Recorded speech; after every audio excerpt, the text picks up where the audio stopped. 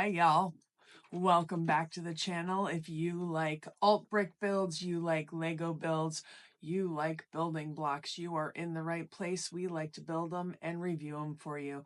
Today we have for you this Twilight Cullen set number 21354 with 2001 pieces, and it is a Lego idea set that has finally come to fruition after 2 years from the mind of Lobster Thermidore.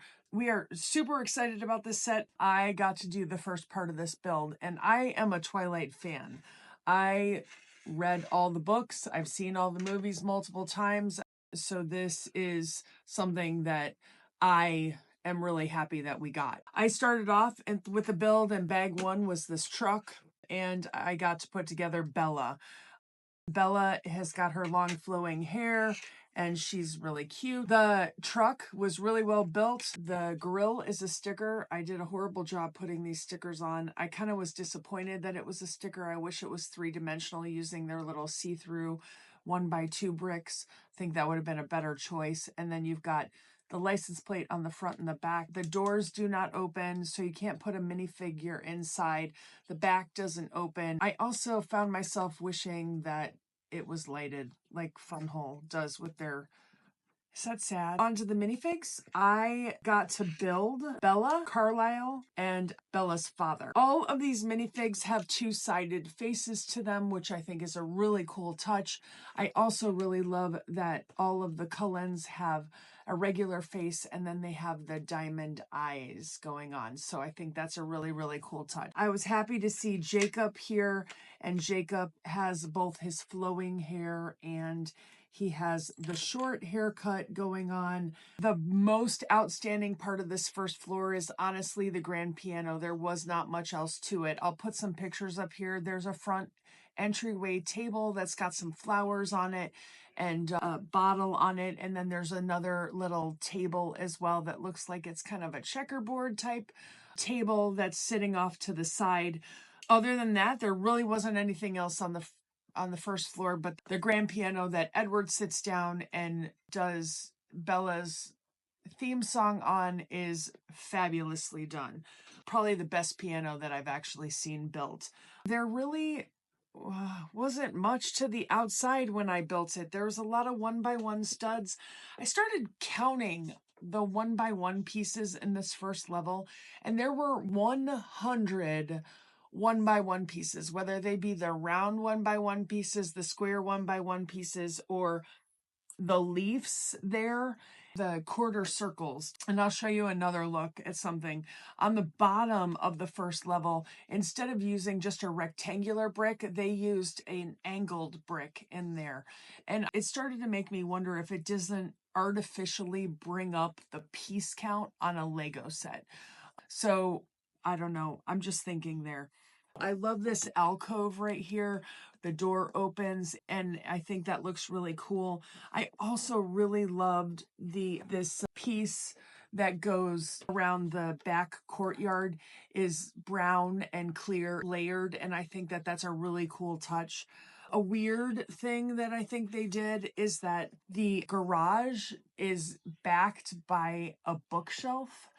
I'm not sure what the reasoning is for that. I really didn't care for the way the bookshelf got put together. It used a jumper piece to put the books together rather than just a 1x2 piece. The other thing that I'll tell you is that I'm super psyched that they did the actual werewolf form of Jacob, because that's definitely a part of the story and it is fun for me to see it come alive in Lego. I'm not sure that Scott has the same feeling about that.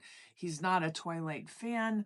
On the second level, I also put the couch in, and I put a table in, and then I put the staircase up. And then the rest of it is Scott's build. And so Scott's going to take over, and I'm going to hand it off to him. Hello, everybody. So my thoughts on the Lego Twilight Cullen House. I remember when this was first unveiled a few weeks ago and seeing the pictures of it, it was a little disappointing. I had high hopes that this piece count was going to give us something maybe a little bigger, maybe a little more accurate compared to the real house. But now that I've built it, I'm not quite so disappointed. It's actually a really nice build. I really like the fact that it is a full 360 build. It's not open in the back.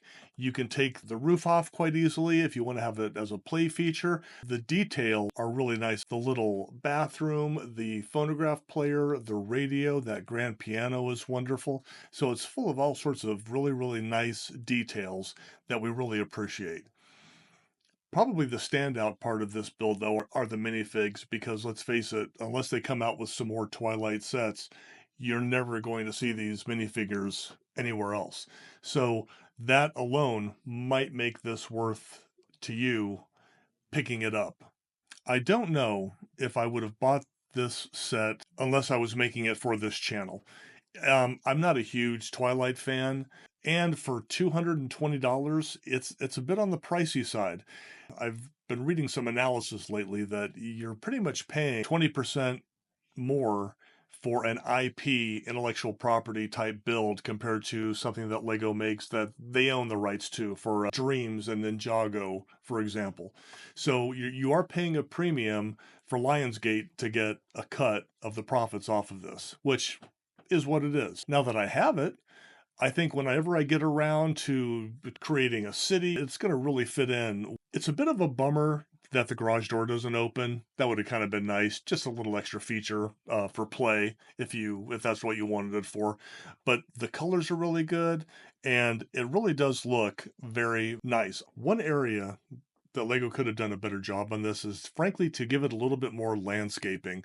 They did not put it on a very big base plate. You get two trees, smallish trees. I'm looking at it right now. Not a whole lot of shrubbery or anything. So the base plate is really kind of disappointing. However, maybe you look at that as a plus. You can put it on your own base plates, your own Mills plates, and just go crazy with the landscaping. The real house is surrounded by a lot of trees. That the real house that this is based off is surrounded by a lot of trees. So you could really go crazy and make it look really good if you wanted to. The build seems to be pretty faithful to Lobster Thermidore's original Lego idea. The colors are a little bit different, but other than that, it seems to be pretty accurate, which is a good thing, because Lobster Thermidore's mock was really good for this, for sure. Another thing I want to add, and this has nothing to do with the build itself, but it's just kind of looking at this from the perspective of, why did it take so long for Lego to come to market with this set? It was a full 2 years from when Lobster Thermidore's original mock design was approved to this being released. So 2 years is a long time. I've mentioned this before in a previous video that I did.